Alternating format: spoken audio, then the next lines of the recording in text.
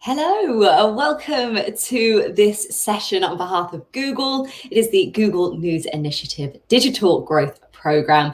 My name's Louise. It's an absolute pleasure to be here today. I'm going to be your guide for the next 45 minutes to take you through this Google training. Now, the objective of this training is really to take an in-depth look at methods that newspapers are using to successfully become online publishers.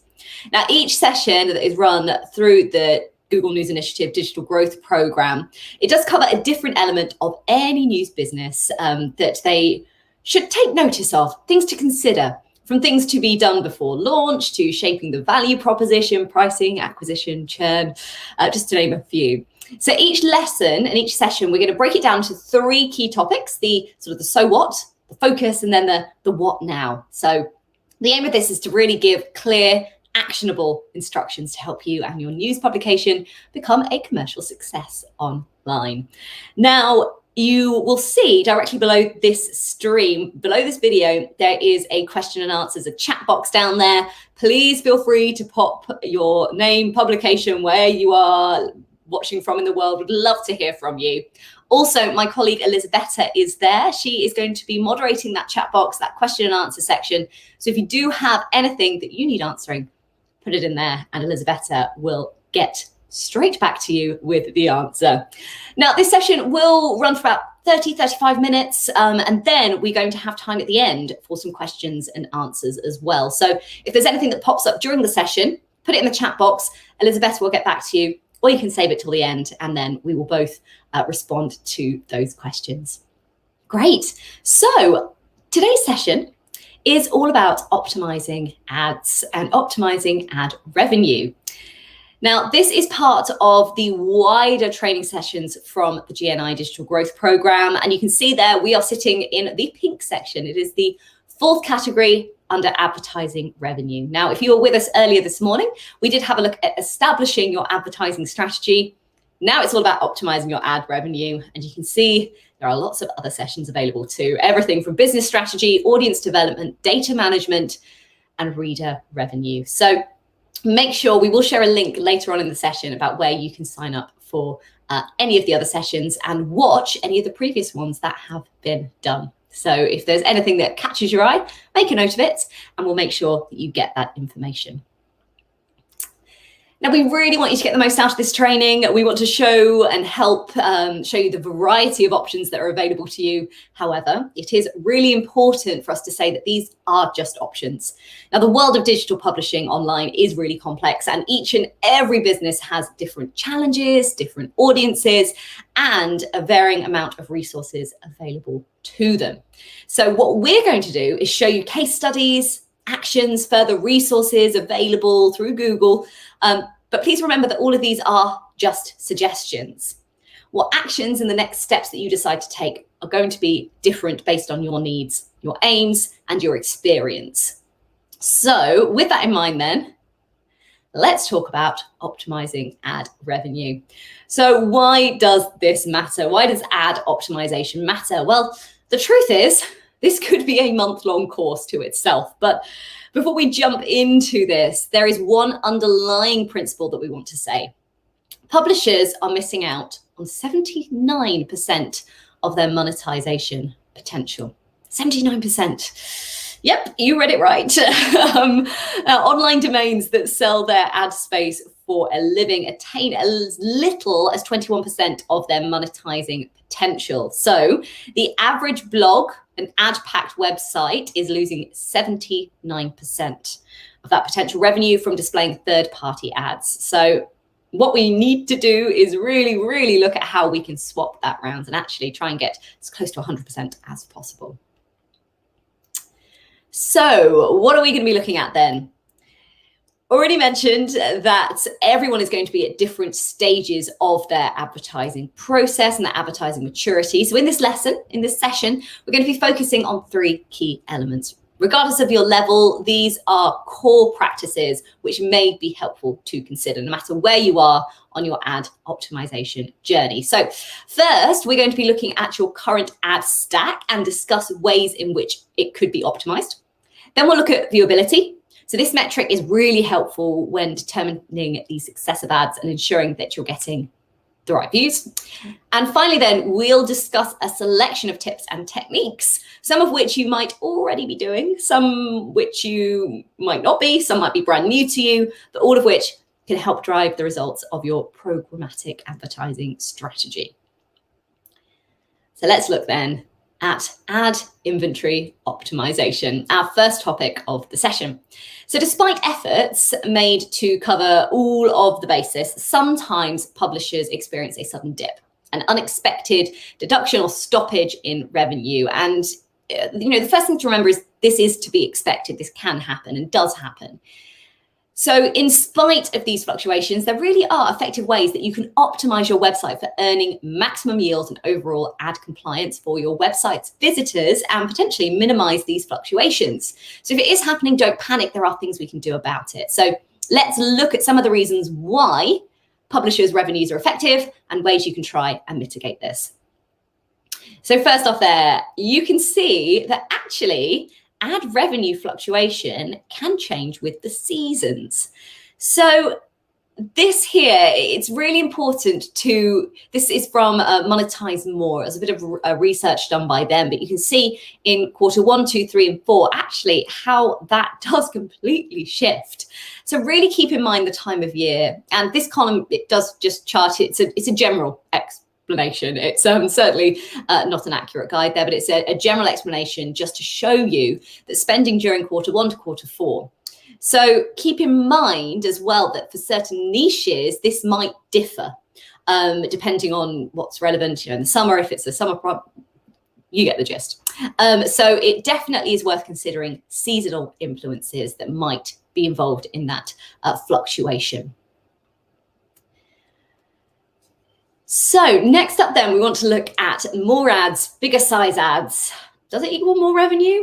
Well, not necessarily. And we do sometimes, we often think that having those sized ads, the big ads on our websites look good alongside our content. However, in reality, those huge billboards might not be the best size for achieving optimal monetization on our sites, even if it might be earning the highest CPMs per month. So AdSense through Google, it tends to recommend publishers to limit themselves to only placing 3 ad units per single web page. You might come across publishers adding more than the recommended limit in the hopes of generating more revenue per impression.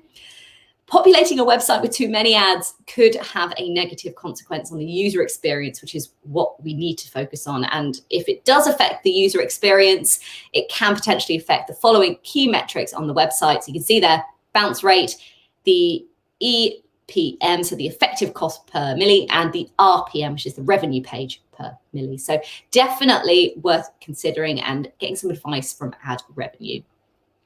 AdSense, sorry.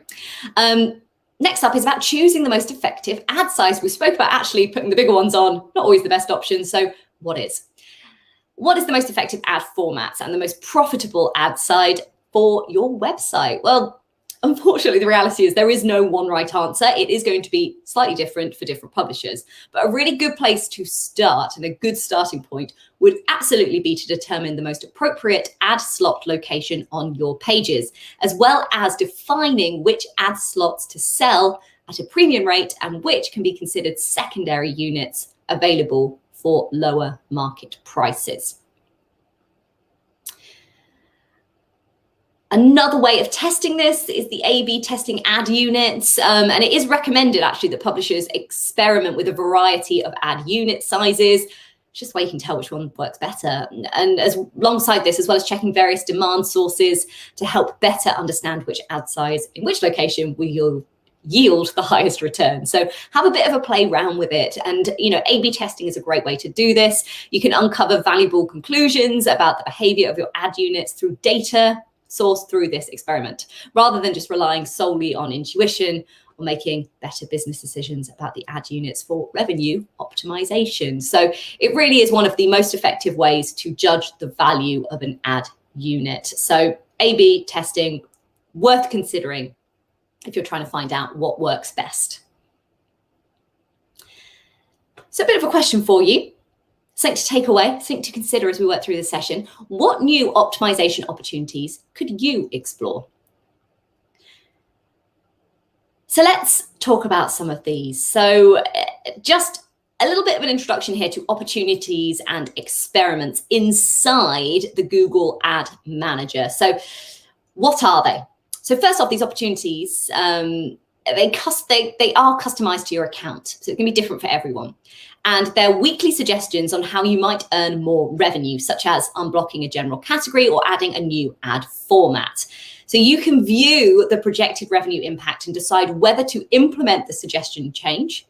And most can be implemented in a single click. So it's actually really simple. And those recommendations are right there for you. You get them on a weekly basis. So that's the opportunities. Again, they're inside Google Ad Manager. And then we've got the experiments. So this actually lets you use actual network traffic to test how applying an opportunity will impact revenue. You can set a fixed impression traffic percentage to see how your change performs compared with the rest of your traffic. So those opportunities offer a really simple implementation to apply in a single click, and then an accurate uplift metrics based on your actual account data. So just to remind you, this is available in the Google Ad Manager. So go and check that out if you want to explore them in a little bit more detail, but certainly to experiment and to get those recommendations. It can be extremely beneficial if that is something that you are wanting to explore. So opt into these new opportunities then. So we mentioned what they were just briefly. New opportunities, they are going to appear in your account on a weekly basis. So you should see these new opportunities surface in your account every Monday and Thursday. And it's advised that you check the insight card on your homepage and click into the opportunities tab on a regular basis to see which ones are available to you. So they'll be there, you just need to go and check them. You can also opt into receiving weekly email notifications about these opportunities in your account. So once again, this is in the Google Ad Manager. You can go and check that out, and actually it will just appear there. It makes it really easy if you opt into receiving those weekly email notifications so you don't miss any. If not, go and click on the tab. You can check them out there. So our next section then, so once we have established sort of what we're looking at and how we can explore them in a bit more detail and trial a few things, how can we increase ad viewability? So we've previously discussed the importance of viewability. Let's have a little look at how we can increase it.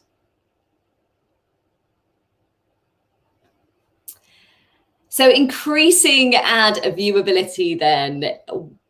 Viewability, it really is a measure of how many of your impressions are viewable. An impression is considered viewable when it has appeared within a user's browser and has a potential to be seen. So active view reporting provides data to inform you of the number of viewable impressions your site has generated. So ad viewability plays an important role in the performance of your website and business because it is tightly linked to revenue. Increasing it can result in a significantly better ROI,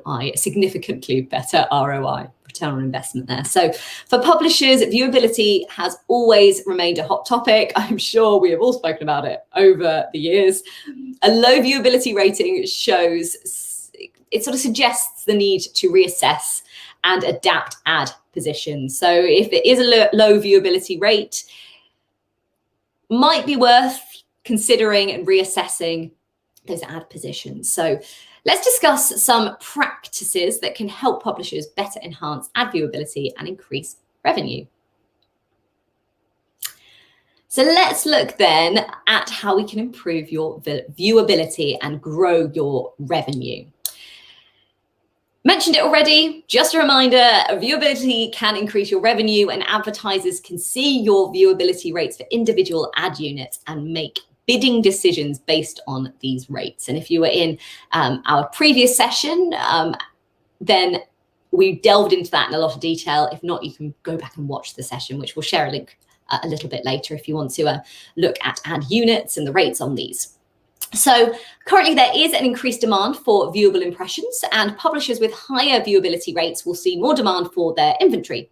Now, based on analysis, we see that click-through rate and CPM have a strong positive correlation. This is further reinforced by a positive correlation between viewability and CPM. So in other words, increasing your viewability would more likely increase your CPM. Typically, we see if a publisher is able to increase their viewability by 1%, they see an uplift of about 2% in their CPMs. So, more analysis on top of all of this has found that inventory with a predicted probability greater than 50% saw a 26% higher CPM than inventory with less than 50%. So we can have a little explore around this and make sure that we are using this to the best of our ability and can grow our revenue through it. Next question for you to consider: are you maximizing viewability, and what can you do to make sure that you are? Well, we have got a long list of things here for you. Let's walk through some of these tips to help you achieve a higher viewability rate. There's quite a few here, but we will go through them because they are very important. So we're going to look at content speed, design, size, placements, and sticky. So let's look at these in a little bit more detail. So first off, we want to make sure we are holding viewers' attention. So our first focus on creating captivating content is to capture viewers' attention. And this really is at the heart of a successful app or a site. So Google ran a report called the State of Ad Viewability and found that content categories that are known for holding viewers' attention, like games, arts and entertainment and shopping, they tend to have a higher viewability and suggest a higher interest in ads from those content categories. So for this reason, it's worth putting some thought into the content you're creating. So if the content is going to create a lot of viewability, so will those ads that go alongside it. Next up is about increasing your page speed. Improve your page and app speed to help content and ads load more quickly. It is as simple as it sounds. Increasing the speed at which your ads load can dramatically increase the viewability of your ad inventory. So in other words, when ads load faster, people are less likely to leave before viewing an ad. So there's a few things you can try. There's page speed insights, APM formats as well. You can see them on the slide here. You could try app speed reports, implement lazy loading, minimize passbacks as well. So there's just a few things there where you can go and check the speed of your page and take recommendations to improve it where possible, which means that people are less likely to leave. So they'll view those ads, increasing your revenue. Next up then, about building responsive designs. So not only is the type of content you place on your page important, but also it's how you display it on your page. So building responsive designs into your site or app can help provide a great user experience, no matter where someone is watching this content. So desktop, tablets, mobiles.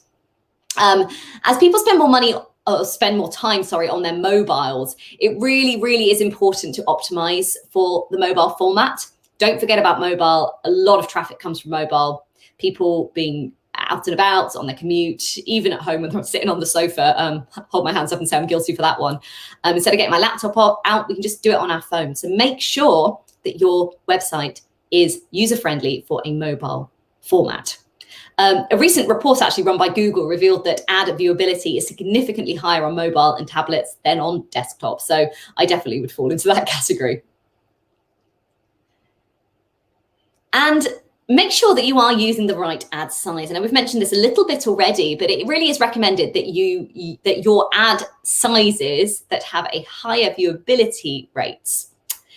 So vertical ads are the most viewable as they stay on screen for the longest amount of time, while above the fold ads tend to have a higher viewability rate on average. Below the fold ads still have significant viewability rates. So there's just three there that definitely can be beneficial. But as you continue to increase your viewability rates, please keep in mind that you might reach a point of diminishing returns past the threshold of 70-75% viewability. I mentioned this earlier, there's always that fluctuation.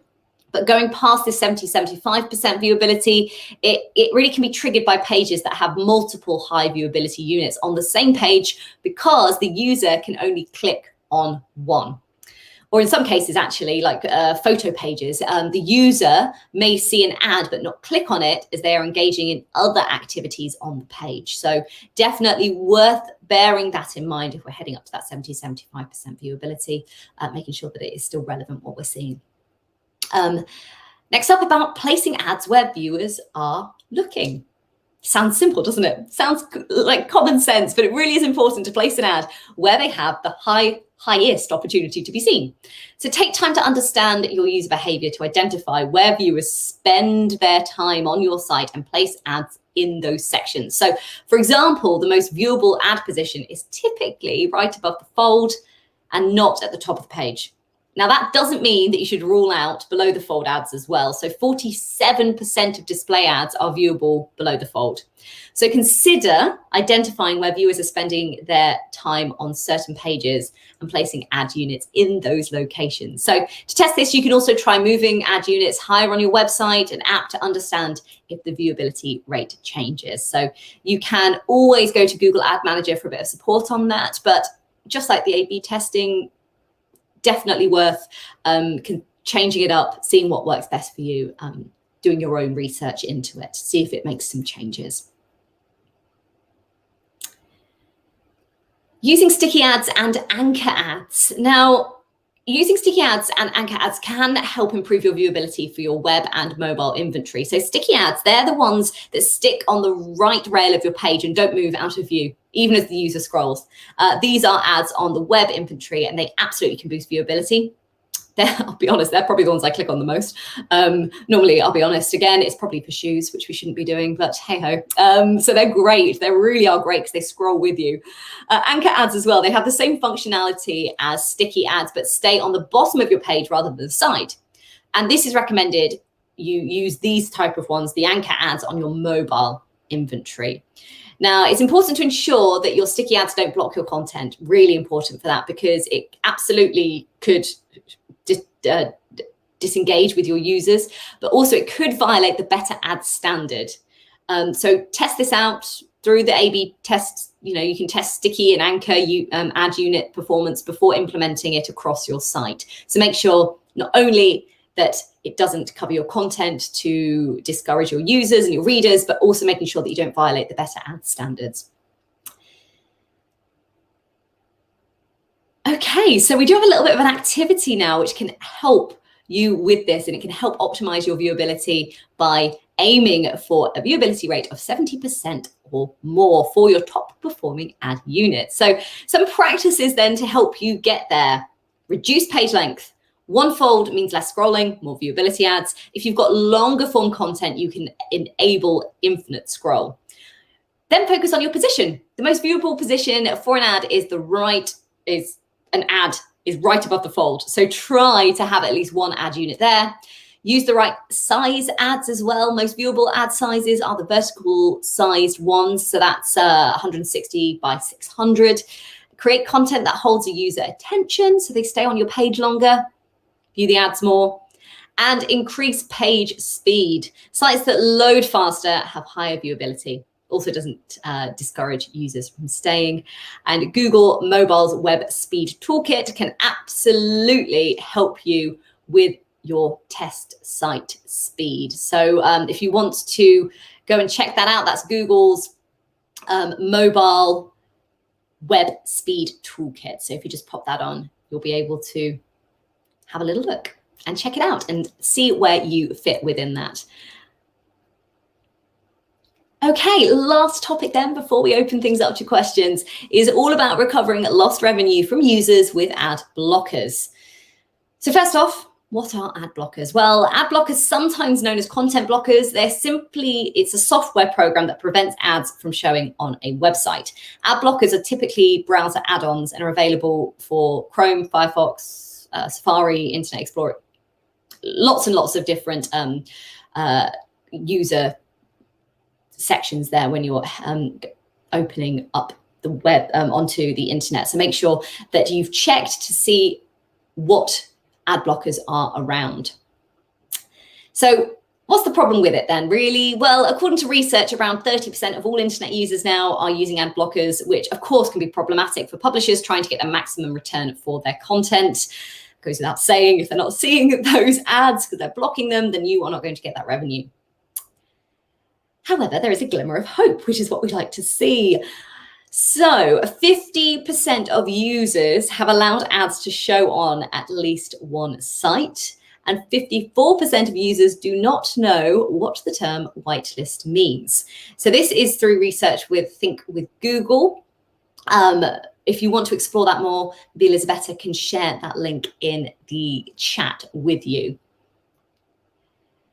So what we can do then is look at introducing fund choices. So this is a tool to identify visitors who use an ad blocker and ask them to whitelist your site. It's an easy to use messaging tool that can help you communicate with users to gather consent or opt-out requests which are required by regulations such as European General Data, so regulations, it's GDPR, and the California Consumer Privacy Act, CCPA, depending on where you are in the world, or recover lost revenue from ad blocking users. So funding choices is a great little tool to go and have a look at, see how that can benefit you if you choose. Also, gathering consent seamlessly. Funding Choices is a consent management platform, so a CMP, and it integrates with Google's advertising services to help you navigate user choice for privacy regulations like the ones we just mentioned, GDPR, CCPA. So this solution is approved by the Interactive Advertising Bureau, also the Europe's Transparency and Consent Framework. Oh, that was a mouthful, wasn't it? Which is for GDPR. So definitely worth having a little look at that. See if we can gather that consent seamlessly. Question? Something to think about, something to take away. Are you doing what's necessary to win back any lost revenue? So getting started with funding choices, great way to do this. First off, it's to know your ad blocking rates. So to track ad blocking rates, you can use any solution you wish, such as Google Funding Choices. You can then use news tagging guides to enable NCI to visualize the percentage of readers with an ad blocker enabled in each of your audience segments. This can help inform you of your messaging strategy. So getting to know what percentage have ad blockers in means that you can strategize moving forward. So then it's about the explanation. Communicate the value of ads, highlight the value that ads provide to your organization, and let your users know why they're worth supporting. Be transparent with them. A lot of people, when they know why, they're more likely to accept. So when those pop-ups come up saying, do you accept this? If we explain why, communicate with them, chances are that they'll say yes. And ask. Offer a choice for your readers. We love choice. Everyone loves a bit of choice. So Google Funding Choices, they enable publishers to decide what users can do as an alternative to whitelisting. So actually, instead of completely saying no, it means that actually they've got options. So giving them that choice, communicating with them, hopefully means that more people will see those ads. Just a bit of a case study for you here. This is BroadwayWorld.com and ad optimization. Now, BroadwayWorld.com, if you don't know this, it's about Broadway. It's about theatres, West End, and it's increased its revenue per visitor using Azoic machine learning and also Google Ad Manager. And the result, by doing this, they actually increased their revenue per session by more than 35%. So just one example there of how using Google Ad Manager and getting to know the different formats around this really benefited them. It's up 35%. So just looking through there, we've got a summary very quickly of the 3 topics that we've looked at. I can see there's a couple of questions on here as well, which we will get to in just a second. But just to refresh what we have been through today. So first off, ad inventory optimization. And we have the activity in there to opt into these opportunities. So making sure we can do a tick on that if we want to take that away. And that really is about getting the best performance out of your ad stacks. Next up is about increasing ad viewability, making sure your ads are in focus and you're getting views. So that was our second topic of the day. And we got that viewability toolkit available to you as well. That was through there.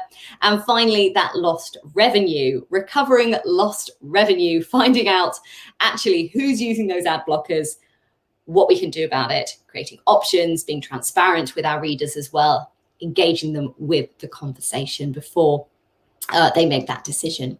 So they were our three topics that we looked at today. Let's have a little look at these questions. So I can just see we've got a couple coming through here. By the way, if you do have any questions now, please feel free to pop them in the chat. Elisabetta will answer them for you. So let's have a little look. One question we've got. Sorry, let me just read this. Does page rank take into account if I have Google ads on my website? Yes, I believe it does. You can delve into that in a little bit more detail. Again, just drop them an email or go through your Google Ad Manager to explore that more, but I believe it does. Hopefully that answers that question for you. And can I configure in which corner anchor ads stick to? So up, down, left, right. Yes, you can. Again, they were quite simple answers for you there, but you can do that within Google Ad Manager, and when you're setting them up to optimize what works best for you. Test them out though. As we said previously, some areas might be better for your readers, and it might just be that the content they're looking at might be on the left, so they're more likely to look at it and click on it. It might be the fact that they stay at the top more often. They're not big scrollers, so you want it above the fold, whatever that might be, but play around with it, whether you're using A or B testing or whether you just manually do it and actually just test it for a week, test a different section. It's entirely up to you. But I would always say, make sure that we do explore that in a lot of detail before we just make assumptions. Might take a little bit of time, but that's okay. That's what the Google Ad Manager is here to help you with, and also track everything that is happening so you can make those informed choices. I hope that answers that question. So are there any other questions at all? Please feel free to pop them into the chat. I will, just while you're doing that, just let you know what is up next for you. So all these sessions are available to watch back. So everything that we have covered, the two that we've done this morning, which was optimizing ad revenue and establishing your advertising strategy, both of these sessions will be available to rewatch. And Elisabetta will share that link with you in the chat box, in the Q&A box. So make a note of that, save it. And it means that later on, once you've done whatever your plans are, whatever strategy you're implementing, you can go back and watch some of these to go, okay, well, what's next? So we have already covered business strategy, audience development, data management, and we've started on advertising revenue. So these are already available to watch. Still to come, we have the rest of advertising revenue. So that will be data ads and programmatic strategy, and also reader revenue is coming up too. So make sure you check out when those sessions will be. Come and join them if you wish.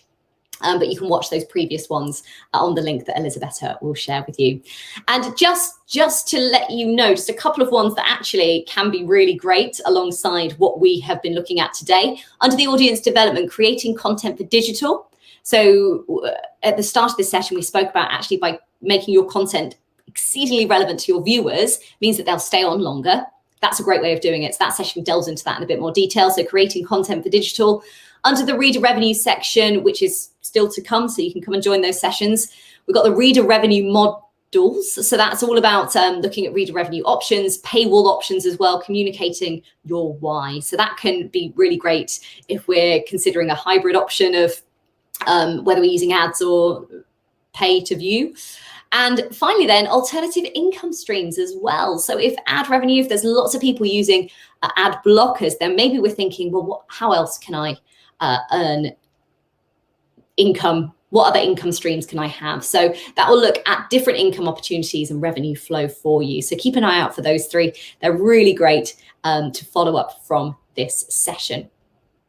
Okay, so Just before we finish then, just a little reminder of what is coming up. So at 11:30 today, so in 25 minutes, we do have a deep dive session.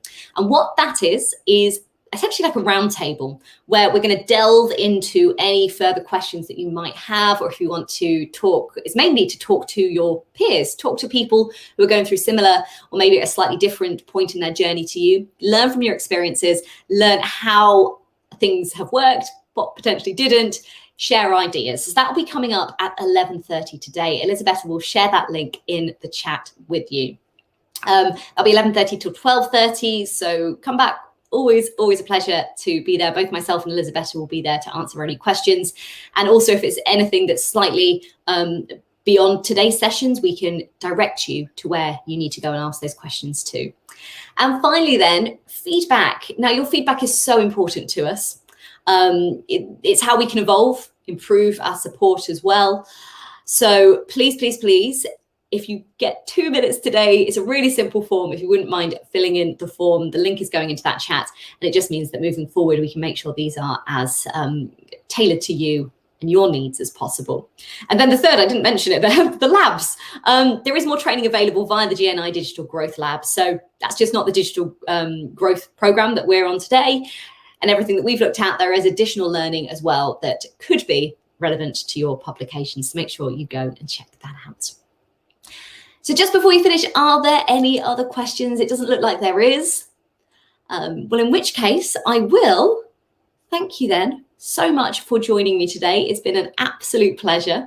And if you come and join us in the 11:30 session, come and join us for the deep dive, the roundtable. It would be lovely to see you. If not, I will see you in one of these sessions very soon. But I really hope you found today useful, and thank you for joining me.